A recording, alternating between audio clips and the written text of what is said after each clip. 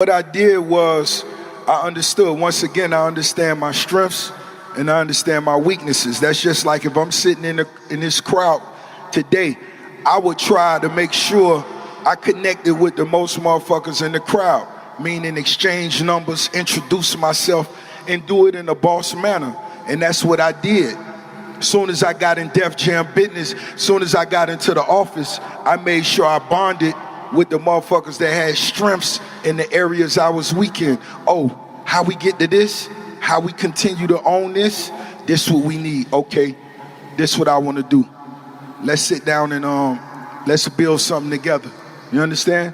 And that's how you begin to educate yourself. So what usually would have took another artist 5 years to learn on his own, you know, I put somebody right by my side and got the game from, and 16 months later, I introduced Maybach Music. Yeah, so that's interesting, because one of the things, I think people haven't given you credit for this, and I've heard you say it before, is that when you signed your deal, you didn't spend $1. You didn't buy jewelry, you didn't buy a car. Well, the 745, I'm sure, came before that. That's before rap. No, that was before rap. That white on white 745, that came before it. You didn't buy jewelry, like I said. You said, I'm going to save until I know the next best move. And so when you signed, in your mind, you're thinking already, I'm going to create a label. Was that the next best move? That's what you were thinking of? I know most definitely that was, in the forecast. Me being the CEO, the time that I would put in the music, that was enough for me to share with possibly 10 different artists. The amount of beats that I listened to in one night, the average artist won't listen to in 3 months. You know what I'm saying? I could sit there for 12 hours and listen to instrumentals, listen to beats, and go back and forth. You know what I'm saying? So I knew I would be a huge assistance to the right artists, the young dudes with the right passion. And I was blessed to come across a young Wale, of course, a Meek Mill, and, I came across other artists as well, and, something nobody ever taught me was that, you may come across some motherfuckers with the talent, but they may not have the passion. So that's just like being a CEO. You got to make sure you bringing somebody to the table who got the passion. They got to want to win more than you. The coach can't want the player to win more than the player do. Shit ain't gonna happen.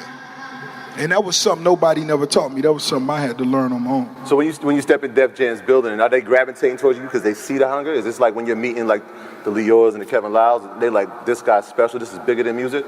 I believe they did. Shout out to L.A. Reid, Jay-Z. Right. DJ Khaled was my A&R at the time. Shout out to Evie. Everybody that I had around me, they saw how I was on go.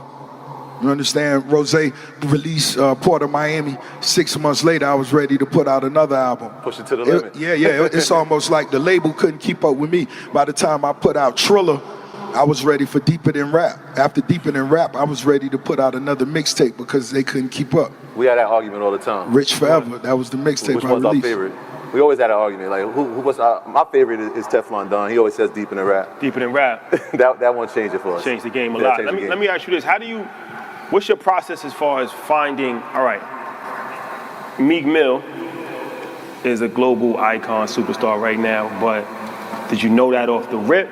What made you want to invest in somebody like Meek, who's from Philly, and, not somebody like homegrown Miami, whatever? Like, was it his buzz already in the streets of Philly?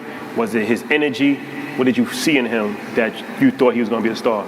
Well, really, with Meek, it wasn't his buzz. It was, once I was introduced to him and I got in the studio with him, I understood his talent. Spending a week with him, I understood his story. I understood his heart. And of course, I felt it at that point. Let's go. Let's do this. You know what I'm saying? I understood homie vision, and he took it to another level. Did you foresee him being who he is now? I did. I made a record called Tupac Is Back many years ago. Tupac back. And one time for the legend Tupac, in no way was I saying, Meek would be another Tupac. Yeah, for sure. Absolutely. But I knew Meek had a story to tell the way Pac did, and I knew that was special. Let me ask you this. I want to go on music a little bit more. You have a unique ear for beats. I remember Nas called you the Barry White of our generation. Like, it's a different vibe. Like, you know what I'm saying? Especially coming from the South. So we're from New York, and like the first Southern artist that I really got into his music was T.I. because I could understand, I could relate to him. Like he had a fade, you could tell he was from the South, but he had a New York swag too. And I kind of feel like you were the same way. Like coming from Miami, all we heard before that was Trick Daddy and like that kind of music, which was dope. Blue. But you came on some just Maybach music, some Versace linen shirt. Like you came with the whole swag. Like you know what I'm saying? Like, Ferrari Flyboy. Yeah, like Ferrari Fat Boy. Where'd that vibe come from to be? Hey, don't forget this, and we don't want to discount this, because he left us, but he was part of the Ballhead and Beard crew, and now he left us. I'm not. I ain't saying you was. I'm saying I am, and he was. This guy's crazy. Shout out to my brothers Wallow and Gilly. We still part of the team.